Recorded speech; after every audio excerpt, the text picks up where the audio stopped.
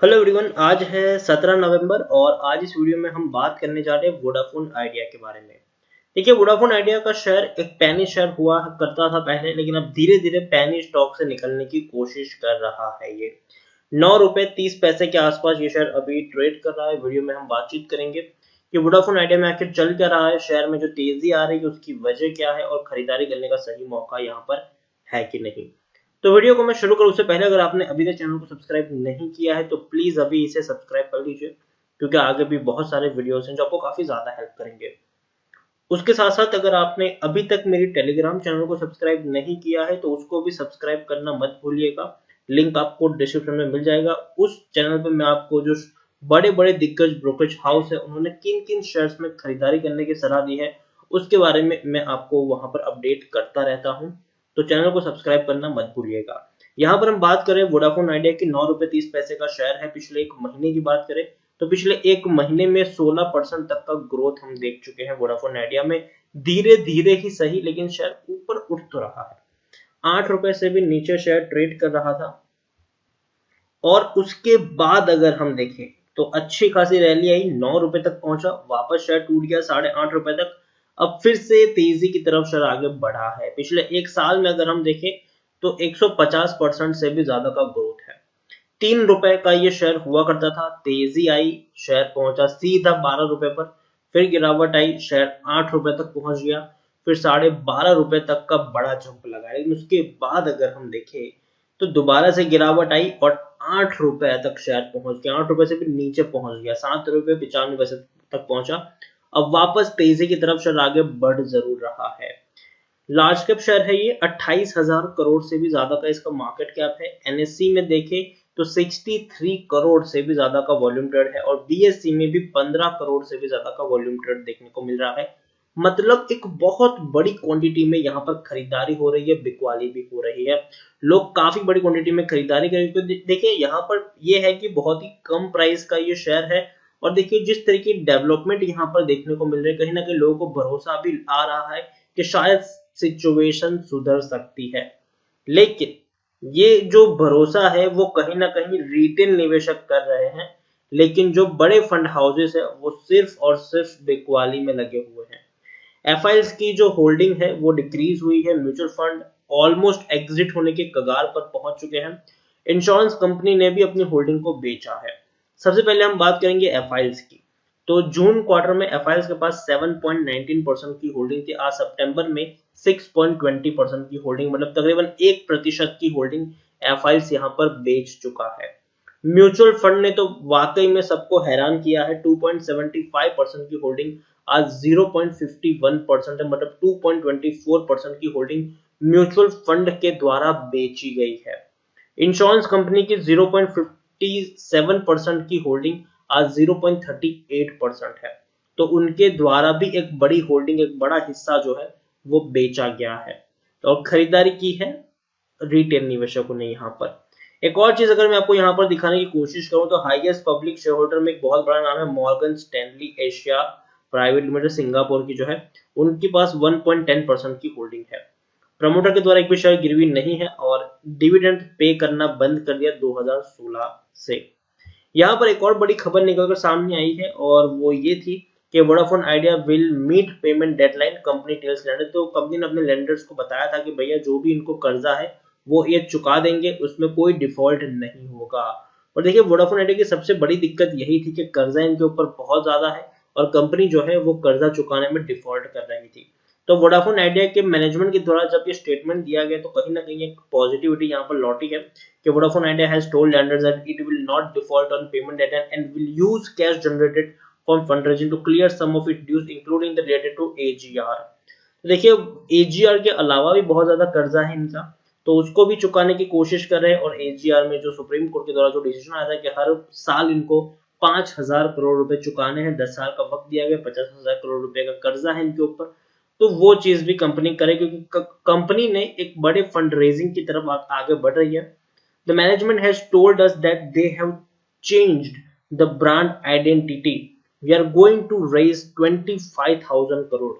They are also going to raise tariff. I believe they are positive territory now, the official told।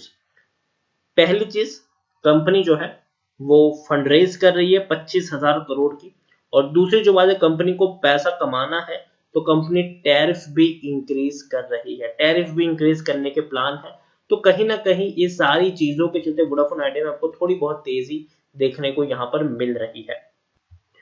उसके अलावा कई सारी चीज है वोडाफोन आइडिया को लेकर जो हमें यहाँ पर समझनी चाहिए।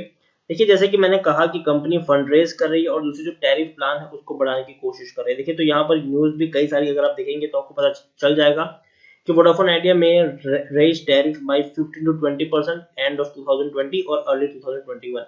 मतलब इस साल के अंत में या फिर अगले साल की शुरुआत में कंपनी 15% से लेकर 20% तक का टैरिफ बढ़ा सकती है।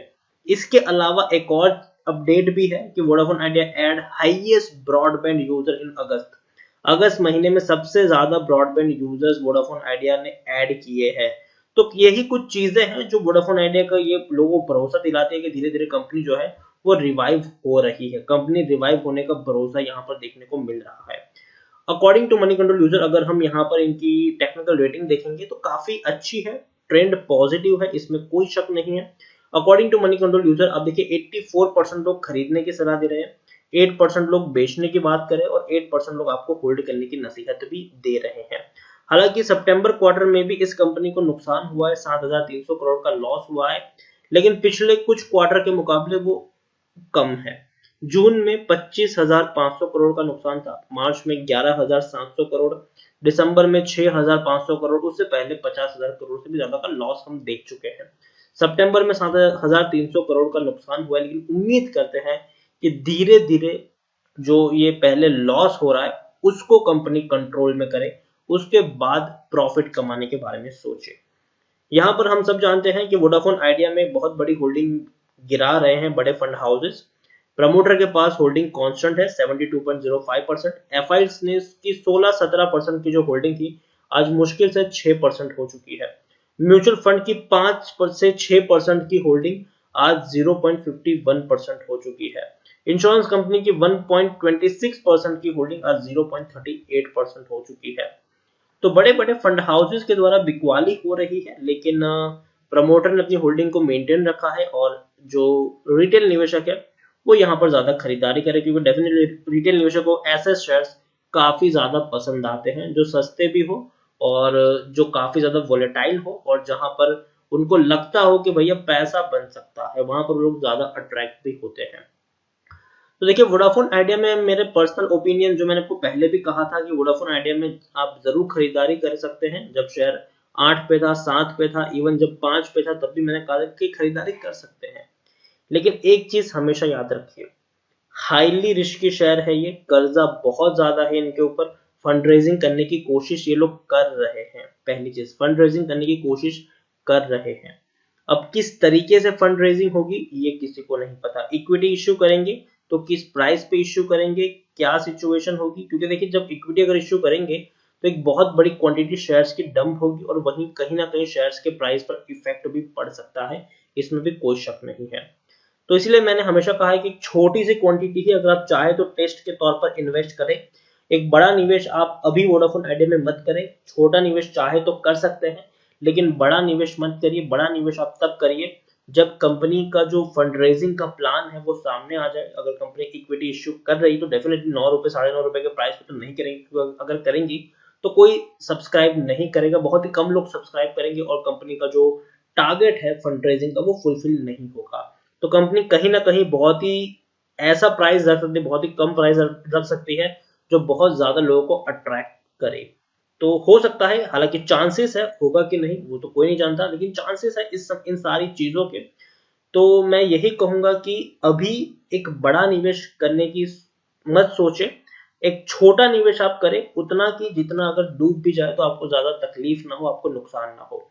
उतना एक छोटा निवेश आप रिस्क के तौर पर अगर करना चाहते हैं तो कर सकते हैं, लेकिन एक बहुत बड़ा निवेश अभी भी मैं करने की सलाह वोडाफोन आइडिया में नहीं दूंगा। हाईली रिस्की शेयर है ये, जब तक फंड रेजिंग नहीं हो जाती तब तक मेरा यही मत रहेगा कि छोटा निवेश हो तो ही बेहतर है, ज्यादा बड़ा निवेश आपको डुबा भी सकता है।